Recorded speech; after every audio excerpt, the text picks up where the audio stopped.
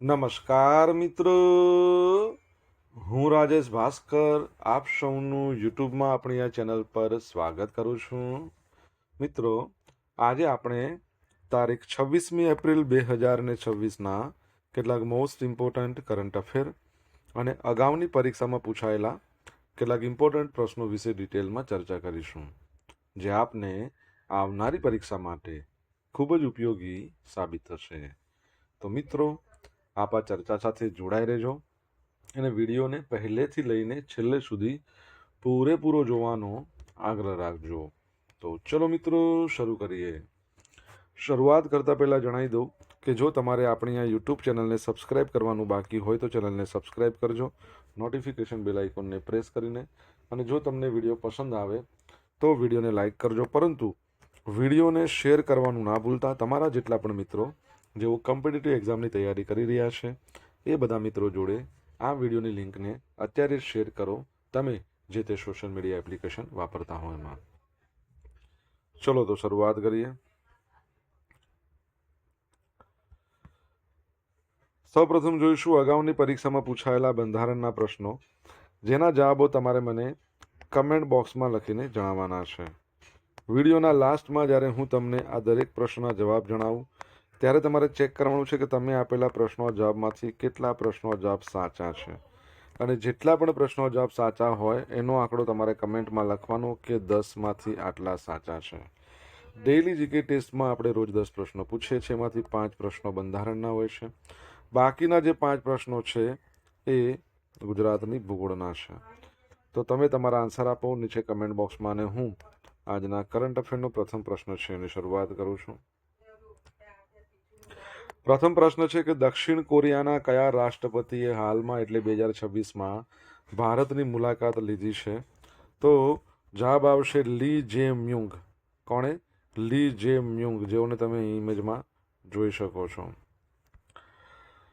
તો દક્ષિણ કોરિયાના રાષ્ટ્રપતિ લી જે મ્યુંગ હાલમાં ભારતની 3 દિવસની સત્તાવાર મુલાકાતે હતા, અને આ મુલાકાત બંને દેશો વચ્ચેના સંબંધોને ફરીથી જીવંત કરવા માટે ખૂબ જ મહત્વપૂર્ણ માનવામાં આવે છે. મુલાકાતનું મહત્વ શું હતું? તો લાંબા ગાળાનો વિરામ. છેલ્લી જે રાષ્ટ્રપતિ સ્તરની મુલાકાત થઈ હતી દક્ષિણ કોરિયાના 2018માં થઈ હતી. 8 વર્ષના લાંબા ગાળા પછી કોઈ કોરિયન રાષ્ટ્રપતિ ભારત આવ્યા છે. વેપારી પ્રતિનિધિ મંડળ, તેમની સાથે 200થી વધુ અધિકારીઓ અને Samsung, Hyundai, LG, SK group આવી મોટી કંપનીઓના વડાઓ પણ ભારત આવ્યા છે. બદલાતું વ્યૂહાત્મક વાતાવરણ. કોરોના પછીની દુનિયામાં સપ્લાય ચેન સુરક્ષા અને ચીન પરની નિર્ભરતા ઘટાડવા માટે દક્ષિણ કોરિયા ભારતને એક મજબૂત ભાગીદાર તરીકે જોઈ રહ્યું છે. મુખ્ય ચર્ચાના મુદ્દા જોઈ લઈએ તો સીપીઈ અપગ્રેડેશન એટલે કે કોમ્પ્રિહેન્સિવ ઇકોનોમિક પાર્ટનરશિપ એગ્રીમેન્ટ 2010માં થઈ હતી. આર્થિક સમજૂતી આ જે હવે જૂની થઈ ગઈ છે, એટલે હવે બંને દેશો શું કરવાના છે કે 2030 સુધીમાં $50 અબજ દ્વિપક્ષીય વેપારનો લક્ષ્યાંક રાખ્યો છે. $50 અબજ 2030.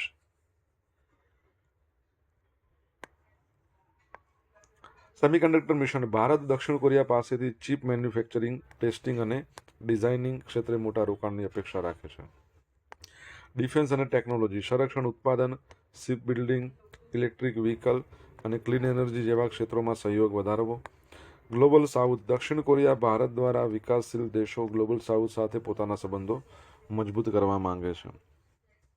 દક્ષિણ કોરિયા, એનું જે કેપિટલ છે સિઓલ છે અને કરન્સી વોન છે. તમને ખબર છે કે દક્ષિણ કોરિયા દ્વારા અમેરિકાના જે પ્રેસિડેન્ટ છે હાલના, ડોનાલ્ડ ટ્રમ્પ, એમને એના સર્વોચ્ચ નાગરિક સન્માનથી સન્માનિત કરવામાં આવ્યા. તમને નામ ખબર હોય તો તમે જણાવી શકો છો કમેન્ટ બોક્સમાં લખીને. દર વર્ષે વિશ્વ બૌદ્ધિક સંપત્તિ દિવસ ક્યારે મનાવવામાં આવે છે? તો આજનો દિવસ એટલે કે 26 એપ્રિલ. તો 26મી એપ્રિલના રોજ દર વર્ષે સમગ્ર વિશ્વમાં વિશ્વ બૌદ્ધિક સંપત્તિ દિવસ આ ઉજવવામાં આવે છે. અને આ દિવસ ઉજવવાનો જે મુખ્ય ઉદ્દેશ્ય એ છે કે આપણું જે રોજિંદો જીવન છે એમાં બૌદ્ધિક સંપત્તિના અધિકારો એટલે કે IP rights, intellectual property rights એટલે કે પેટન્ટ, કોપીરાઇટ, ટ્રેડમાર્ક, ડિઝાઇન, એની ભૂમિકા વિશે લોકોમાં જાગૃતિ લાવવાનો છે. ઉદ્દેશ શું છે? સર્જનાત્મકતા અને નવીનતાને પ્રોત્સાહન આપવું, તેમજ સંશોધકો અને કલાકારોના અધિકારોનું રક્ષણ કરવું. સંસ્થા. આ દિવસની ઉજવણી વર્લ્ડ ઇન્ટેલેક્ચ્યુઅલ પ્રોપર્ટી ઓર્ગેનાઇઝેશન દ્વારા કરવામાં આવે છે. તમને ખ્યાલ છે આપણે ભણ્યા હતા ઇન્ટરનેશનલ આઈપી ઇન્ડેક્સ હતો કયા વર્ષનો? એમાં નંબર 1 પર તો અમેરિકા હતું. ભારત એ ઇન્ડેક્સમાં કયા નંબર પર હતું તમને ખબર હોય તો કમેન્ટમાં લખજો. WBOના સભ્ય દેશો છે એમણે વર્ષ 2000ની સાલમાં આ દિવસની ઉજવણી કરવાનું નક્કી કર્યું હતું. સૌ પ્રથમ વખત 2001માં આની ઉજવણી થઈ. ભારતની વાત કરીએ તો ભારત પણ વિપોનું એટલે કે WIPOનું સભ્ય છે અને national intellectual property rights policy એના દ્વારા દેશભરમાં સ્ટાર્ટઅપ્સ અને ઇનોવેશન એને વેગ આપી રહ્યું છે. 2026ની થીમ છે IP and sports ready set innovate.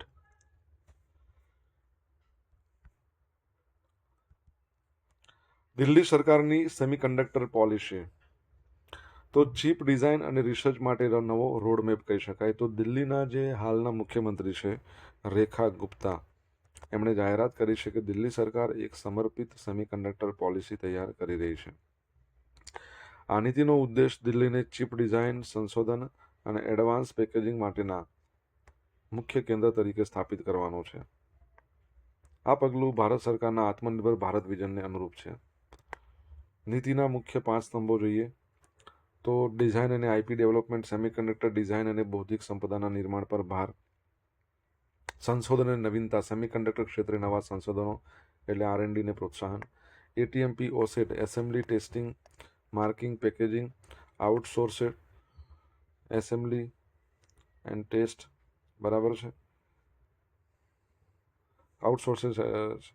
આઉટસોર્સેડ semiconductor assembly test. તો આવી બધી પ્રવૃત્તિઓ માટે સહાય આપશે. કૌશલ્ય વિકાસ, યુવાનો છે ને એમને ઉદ્યોગ માટે તૈયાર કરવા, પછી હાઈ સ્કિલ રોજગારી પૂરી પાડવી. સ્ટાર્ટઅપ સપોર્ટ, સેમિકન્ડક્ટર ક્ષેત્રે કામ કરતા જે પણ નવા સ્ટાર્ટઅપ છે એને પ્રોત્સાહન આપવું અને ઉદ્યોગો સાથે જોડાણ કરવું. હવે આનું મહત્વ શું છે? તો સેમિકન્ડક્ટર ચિપ્સ તમે જોશો તો આજે અત્યારના સમયમાં ઇલેક્ટ્રોનિક્સ, ટેલિકોમ, ઓટોમોબાઈલ, સંરક્ષણ, AI આ બધાની કરોડરજ્જુ કહેવાય છે. સેમિકન્ડક્ટરનો સપ્લાય જો સ્ટોપ થઈ જાય તો આખું વિશ્વ સ્ટોપ થઈ જાય. દિલ્હી ક્ષેત્રમાં માત્ર ઉત્પાદન નહીં પરંતુ ઉચ્ચ મૂલ્ય ધરાવતી સેવાઓ અને ડિઝાઇન હબ તે બનાવવા માંગે છે. દિલ્હીની વાત કરીએ, તમને ખબર છે એના લેફ્ટનન્ટ ગવર્નર નવા આવ્યા છે. શું નામ છે એમનું? કમેન્ટમાં જણાવો.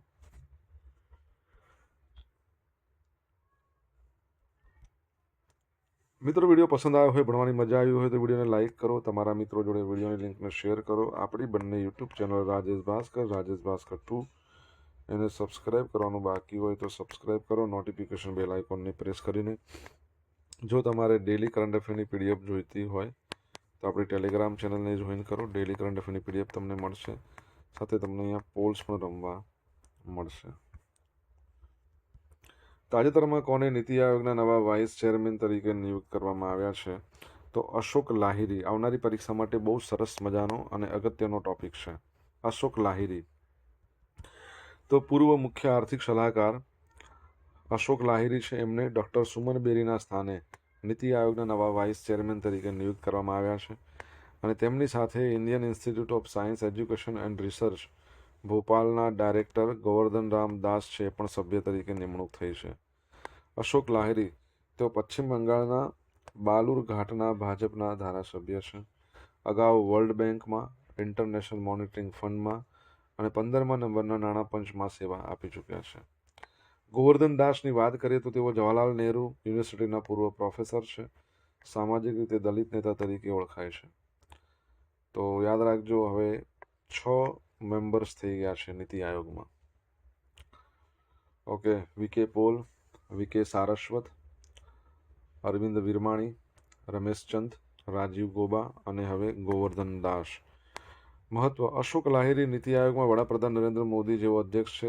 એમના પછી બીજા ક્રમના સૌથી મહત્વના વ્યક્તિ બનશે અને બંને મહાનુભાવો પશ્ચિમ બંગાળના છે, ગોવર્ધન દાસ અને લાહિરી. નીતિ આયોગ ભારત સરકારની મુખ્ય થિંક ટેન્ક છે. દેશના વિકાસ માટે નીતિ ઘડવાનું કામ કરે છે.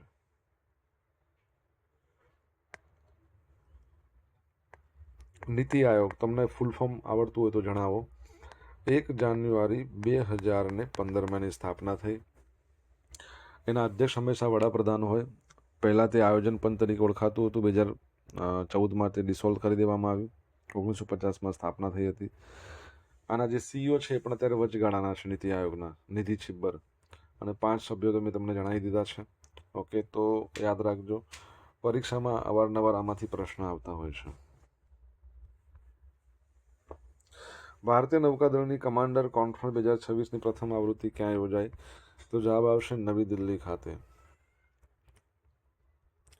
તો ભારતીય નૌકાદળ દ્વારા કમાન્ડર કોન્ફરન્સ 2026ની પ્રથમ આવૃત્તિનું આયોજન નવી દિલ્હીમાં કરવામાં આવ્યું. આ ઉચ્ચ સ્તરીય પરિષદ નૌકાદળની ઓપરેશનલ તૈયારીઓ અને રાષ્ટ્રીય સુરક્ષા વ્યૂહરચનાઓની સમીક્ષા માટેનું એક મહત્વપૂર્ણ પ્લેટફોર્મ છે.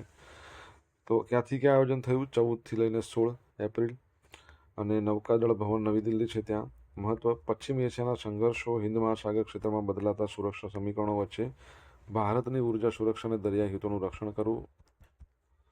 મુખ્ય એજન્ડા કેવું છે, કયા છે? તો ઓપરેશન સિંદૂર પછી નૌકાદળના કાર્યકારી સિદ્ધાંતોની પુનઃપુષ્ટિ, એઆઈ આર્ટિફિશિયલ ઇન્ટેલિજન્સ રોડમેપ અને ડેટા આધારિત તકનીકોના અમલીકરણની સમીક્ષા, Mahasagar vision, maritime heads for active security and growth for all in the region, સ્વદેશીકરણ, નવીનતા અને માનવરહિત જે પ્રણાલીઓ છે એના ઉપયોગ પર ભાર. નૌસેનાની વાત કરીએ, તમને ખબર હોવી જોઈએ કે ભારતમાં નૌસેનાના પિતા કહેવાય છે છત્રપતિ શિવાજી મહારાજ. નૌસેનાના ચીફ કોણ છે? વાઇસ ચીફ છે સંજય વાત્સાયન, અને 4 ડિસેમ્બર છે જેને નૌસેના દિવસ તરીકે મનાવવામાં આવે છે. બરાબર છે. સમનો વરુણ, હે વરુણદેવ અમારા માટે શુભ થાવ, એ તેનો મુદ્રાલેખ છે. બરાબર છે. 26 જાન્યુઆરી 1950માં નૌસેનાની સ્થાપના થઈ. શ્રીકાંત વેલામકન્ની એ નાસ્કોમના નવા ચેરમેન તરીકે નિયુક્ત થયા છે. તો આર્ટિફિશિયલ ઇન્ટેલિજન્સ અને એનાલિટિક્સ ક્ષેત્રના નિષ્ણાંત છે ડૉક્ટર વેલામકન્ની. એમને નાસ્કોમ એટલે કે national association of software and service companies એના નવા ચેરમેન તરીકે નિયુક્ત કરવામાં આવ્યા છે. ભારતની ડિજિટલ અર્થવ્યવસ્થા જ્યારે ઝડપથી વિસ્તરી છે ત્યારે તેમનું નેતૃત્વ આઈટી ક્ષેત્રે ઉભરતી ટેકનોલોજી વૈશ્વિક સ્પર્ધાના માર્ગદર્શન આપશે. શ્રીકાંત વેલામકન્ની વિશે જોઈશે તો તેઓ ફ્રેક્ટલ એનાલિટિક્સના સહસ્થાપક છે. ડેટા સાયન્સ, એઆઈ, બિઝનેસ સ્ટ્રેટેજીમાં 20 વર્ષથી વધુનો અનુભવ છે. એનાલિટિક્સ દ્વારા નિર્ણયો લેવાની પ્રક્રિયા અને તેમના યોગદાન બદલ તેઓ વૈશ્વિક સ્તરે જાણીતા છે. નાસ્કોમની વાત કરીએ તો 1988માં એની સ્થાપના થઈ. તમારા માટે પ્રશ્ન એ છે કે એનું હેડક્વાર્ટર ક્યાં આવેલું છે? કમેન્ટ બોક્સમાં લખીને જણાવો જો તમને જવાબ આવડતો હોય તો. સોશિયલ મીડિયાના માધ્યમથી મારી સાથે તમે કનેક્ટ કરી શકો છો. આપણું ઇન્સ્ટા આઈડી rajesh.i.bhaskar છે, ફેસબુક આઈડી છે RI ભાસ્કર, અને ટેલિગ્રામ ચેનલ છે આપણી રાજેશ ભાસ્કર, જ્યાં ડેઇલી કરંટ અફેરની તમને PDF મળશે અને પોલ્સ પણ રમવા મળશે. જો ભણવાની મજા આવી હોય તો વિડીયોને લાઇક કરો, તમારા મિત્રો જોડે વિડીયોની લિંકને શેર કરો, ચેનલ સબસ્ક્રાઈબ કરવાની બાકી હોય તો સબસ્ક્રાઈબ કરો, નોટિફિકેશન બેલ આઇકોનને પ્રેસ કરીને. બ્રિટનના નવા કાયદા મુજબ કઈ તારીખ પછી જન્મેલા લોકોને તમાકુ વેચવું ગેરકાનૂની છે? તો જવાબ આવશે 1 જાન્યુઆરી 2009. તો યુકેની સંસદ છે એમાં ટોબેકો અને વેબ બિલ્સ પસાર કરવામાં આવ્યું, જે મુજબ 1 જાન્યુઆરી 2009 પછી જન્મેલા કોઈ પણ વ્યક્તિને તમાકુ વેચવી ગેરકાયદેસર ગણાશે. આ કાયદો બ્રિટનને સ્મોક ફ્રી, ધૂમ્રપાન મુક્ત બનાવવા માટે પસાર કરવામાં આવ્યો છે. આજીવન પ્રતિબંધ: 17 વર્ષ કે તેથી ઓછી વયના બાળકો માટે સિગારેટ ખરીદવા પર આજીવન પ્રતિબંધ રહેશે. વેપિંગ, એના પર નિયંત્રણ. બાળકો હોય તેવી કારની અંદર, વેપિંગ એટલે શું? ઈ સિગરેટ જે હોય છે ને, ઇલેક્ટ્રોનિક્સ ડિવાઇસ હોય જેની અંદર પ્રવાહી હોય, જેમાં નિકોટિન હોય અને અલગ અલગ ફ્લેવરનું હોય છે, જેને ગરમ થશે અને એમાંથી વરાળ બનશે અને આ લોકો ઉપયોગ કરશે, પણ એનાથી નુકસાન થાય છે. તો બાળકો હોય એવી કારમાં વેપિંગ ના થાય. પછી રમતગમતના મેદાનોમાં, શાળાઓમાં, હોસ્પિટલોની બહાર બધે પ્રતિબંધ મૂકવામાં આવશે. છૂટછાટ ક્યાં છે? લોકોને એમના ઘરે ધૂમ્રપાન કે વેપિંગ ચાલુ રાખશે. પબ, ગાર્ડન અથવા બીચ જેવી ખુલ્લી જગ્યાઓમાં હાલમાં પ્રતિબંધ નથી. સ્નૂઝ, એના પર પ્રતિબંધ. મોઢામાં રખાતા તમાકુ સ્નૂઝના ઉત્પાદન અને વેચાણ પર સંપૂર્ણ પ્રતિબંધ લાદવામાં આવ્યો છે. હવે દંડ અને કાયદાકીય કાર્યવાહી. તાત્કાલિક દંડ: સગીરને તમાકુ કે વેપ વેચતા પકડાય કોઈ તો દુકાનદારને 200 પાઉન્ડનો દંડ, 21,000 રૂપિયાનો દંડ. બરાબર છે. પરવાના રદ, વારંવાર નિયમો તોડનાર દુકાનદાર પર 1 વર્ષ સુધી તમાકુ કે વેપ વેચવા પર પ્રતિબંધ મૂકી શકાશે. ઉદ્દેશ શું છે અને જરૂરિયાત શું છે? હવે બ્રિટનમાં દર વર્ષે ધૂમ્રપાનને કારણે અંદાજે 74,600 લોકોના મોત થાય છે. નેશનલ હેલ્થ સર્વિસ છે, એના પર બહુ જ થાય છે. આ કાયદાથી શું થશે કે નેશનલ હેલ્થ સર્વિસ પર પડતો આર્થિક અને તબીબી બોજ ઘટશે. જાહેર સમર્થન. બ્રિટનના લગભગ 68% નાગરિકો આ સ્મોક ફ્રી યોજનાને સમર્થન આપ્યું છે. હાલમાં આ બિલને બ્રિટિશ સંસદના બંને ગૃહોની મંજૂરી મળી ગઈ છે અને કિંગની ઔપચારિક મંજૂરી મળશે પછી કાયદો બનશે અને 1 જાન્યુઆરી 2027થી લાગુ થશે. બરાબર છે. તમને ખબર છે વિશ્વનો પ્રથમ દેશ કયો હતો જેને વર્ષ 2007 પછી જન્મેલા જેટલા પણ લોકો છે એ બધા માટે ટોબેકો બેન કરી દીધું? કમેન્ટમાં લખો તમને આન્સર આવડે તો. National highway authority of India એની આરોગ્યવન પહેલ હાઈવે પર ઔષધીય વૃક્ષોનું વાવેતર. તો national highway authority of India દ્વારા રાષ્ટ્રીય ધોરીમાર્ગો પર જૈવ વિવિધતા વધારવા માટે, આયુર્વેદિક પરંપરાને પ્રોત્સાહન આપવા માટે આરોગ્યવન નામની નવીન પહેલ શરૂ કરવામાં આવી છે. આ પ્રોજેક્ટ હેઠળ સામાન્ય હરિયાળીના બદલે ઇકોલોજીકલ અને સાંસ્કૃતિક મહત્વ ધરાવતા ઔષધીય વૃક્ષો વાવવા પર ધ્યાન કેન્દ્રિત કરવામાં આવશે. પ્રથમ તબક્કામાં ગુજરાત, મધ્યપ્રદેશ, તમિલનાડુ, મહારાષ્ટ્ર જેવા રાજ્યોમાં 17 જમીન પાર્સલ અંદાજે 67,462 આટલા ઔષધીય વૃક્ષોનું વાવેતર કરવાનું આયોજન છે, જે ટોટલ 62.8 હેક્ટર વિસ્તારને આવરી લેશે. વાવેતરમાં શું શું હોય? લીમડો, આમળા, જાંબુ, આમલી આવા 36 જેટલી વિવિધ ઔષધીય પ્રજાતિઓનો સમાવેશ થયો છે. આ વૃક્ષો મુખ્યત્વે હાઈવેના જે ટોલ પ્લાઝા હોય, ઇન્ટરચેન્જ હોય, એની આસપાસની જે ખાલી જગ્યા હોય ને ત્યાં વાવવામાં આવશે, જેથી પ્રવાસીઓમાં સ્વાસ્થ્ય અને પર્યાવરણ પ્રત્યે જાગૃતિ લાવી શકાય. નેશનલ હાઈવે ઓથોરિટી ઓફ ઇન્ડિયાની વાત કરીએ તો 1988માં આનો એક્ટ આવ્યો. સ્થાપના થઈ 1995માં. હેડક્વાર્ટર છે નવી દિલ્હીમાં અને બિલ્ડિંગ અને નેશન નોટ જસ્ટ રોડ એનો મુદ્રાલેખ છે. તમારે ચેરમેનનું નામ જણાવવાનું છે કમેન્ટ બોક્સમાં લખીને. હવે મિત્રો જોઈશું અગાઉની પરીક્ષામાં પૂછાયેલા બંધારણના પ્રશ્નો. પહેલો પ્રશ્ન, વંદે માતરમ ગીતના રચયિતા કોણ છે? બંકિમચંદ્ર ચટ્ટોપાધ્યાય. હવેથી ગૃહ મંત્રાલયે તમને ખબર હોય તો ફરજિયાત એક નિર્ણય કર્યો છે કે વંદે માતરમ અને જનગણ મન બંને જો ગાવાના હોય તો પહેલાં વંદે માતરમ ગાવું પડશે અને પૂરેપૂરી બધી કગડીઓ એની ગાવી પડશે. 3 મિનિટ અને 10 સેકન્ડમાં એને પૂરી કરવાની. ભારતીય બંધારણની કઈ કલમ દેવનાગરી લિપિમાં લખાતી હિન્દી ભાષાને રાષ્ટ્રભાષાનું સ્થાન આપે છે? 343. ભારતીય બંધારણનો કયો સુધારો 18 વર્ષથી વ્યક્તિને મતાધિકાર આપે છે? તો 61મા નંબરનો બંધારણ સુધારો. બરાબર છે. 1989માં અમલમાં આવ્યો હતો. ભારતીય બંધારણ સભાના પ્રથમ કાલચલાઉ અધ્યક્ષ કોણ હતા? ડૉક્ટર સત્યનારાયણ સિન્હા. ભારતનું પ્રધાનમંડળ કોને જવાબદાર છે? લોકસભાને.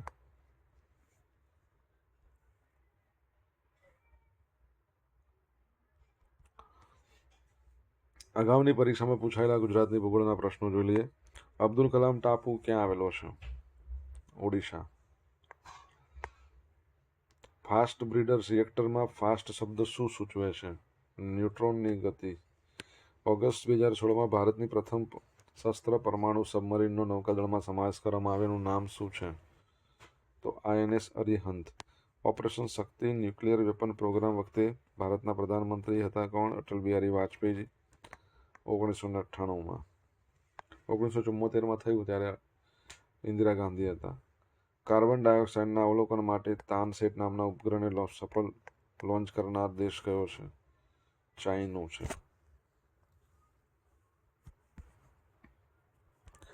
આજે ગઈકાલે પૂછેલા પ્રશ્નનો જવાબ જોઈએ. પહેલો પ્રશ્ન, કાપડ મંત્રાલય દ્વારા તાજેતરમાં લોન્ચ કરવામાં આવેલ પહેલું નામ વિશ્વસૂત્ર છે. સેકન્ડ, ભારત સરકારે કયા વર્ષ સુધીમાં દરેક જિલ્લામાં બ્લડ સેન્ટર સ્થાપવાનું લક્ષ્ય રાખ્યું છે? તો ડિસેમ્બર 2026માં. હવે આજે પૂછેલા પ્રશ્નનો જવાબ જોઈ લઈએ. પહેલો પ્રશ્ન શું પૂછ્યો હતો? દક્ષિણ કોરિયા દ્વારા અમેરિકાના પ્રેસિડેન્ટ છે એમને તેના સર્વોચ્ચ નાગરિક સન્માનથી સન્માનિત કરવામાં આવ્યા હતા. શું નામ હતું? ઓર્ડર ઓફ મુકુંદવા. ઓર્ડર ઓફ મુકુંદવા. સેકન્ડ નંબરનો પ્રશ્ન, ઇન્ટરનેશનલ આઈપી ઇન્ડેક્સમાં ભારત કેટલામાં નંબર પર? 43. ત્રીજો નંબર પર દિલ્હીના લેફ્ટનન્ટ ગવર્નર નવા બન્યા છે. કોણ? તરણજીત સિંહ સંધુ. ચોથા નંબરનો પ્રશ્ન, નીતિ આયોગનું ફૂલ ફોર્મ શું થાય? National institution for transforming India. પાંચમા નંબરનો પ્રશ્ન, નાસ્કોમ છે એનો હેડક્વાર્ટર ક્યાં છે? નોઈડામાં. છઠ્ઠા નંબરનો પ્રશ્ન, નૌસેના ચીફ કોણ છે આપણા? એડમિરલ. હાલમાં કોણ છે? એડમિરલ દિનેશ કુમાર ત્રિપાઠી. સાતમા નંબરનો પ્રશ્ન શું છે? કયો દેશ છે જેણે 2007 પછી જન્મેલા જેટલા પણ બાળકો એમના માટે ટોબેકો બેન કરી દીધું છે? તો માલદીવ. અને આઠમા નંબરનો પ્રશ્ન શું હતો? નેશનલ હાઈવે ઓથોરિટી ઓફ ઇન્ડિયાના ચેરમેનનું નામ શું છે? તો સંતોષ કુમાર યાદવ. ઓકે, હવે મિત્રો જોઈશું ગઈકાલના કરંટ અફેરમાંથી પૂછેલા કેટલાક ઇમ્પોર્ટન્ટ પ્રશ્નો જેના જવાબો તમારે કમેન્ટમાં લખવાના. પહેલો પ્રશ્ન, કઈ સંસ્થાના વિદ્યાર્થીઓ તાજેતરમાં ગુજરાત વોટર એનર્જી ઇન્ફ્રાસ્ટ્રક્ચર માટે AI પ્લેટફોર્મ વિકસાવ્યું? અને સામાજિક ન્યાય મંત્રાલય દ્વારા ચિંતન શિબિરનું આયોજન કયા શહેરમાં કરવામાં આવ્યું? જવાબ આવડે તો કમેન્ટમાં લખજો. તો આ હતા આજના દિવસના કેટલાક મોસ્ટ ઇમ્પોર્ટન્ટ કરંટ અફેરના અગાઉની પરીક્ષામાં પૂછેલા ઇમ્પોર્ટન્ટ પ્રશ્નોના જવાબોની સાથે. આશા રાખું બધાને ભણવાની મજા આવી. વિડીયોને લાઇક કરો, તમારા મિત્રો જોડે વિડીયો લિંકને શેર કરો. આપણી બંને યુટ્યુબ ચેનલ છે એને સબસ્ક્રાઇબ કરો, નોટિફિકેશન બેલ આઇકોનને પ્રેસ કરીને. તો thank you so much for watching this video. Have a nice day. જય હિન્દ, જય ભારત, જય જય ગરવી ગુજરાત.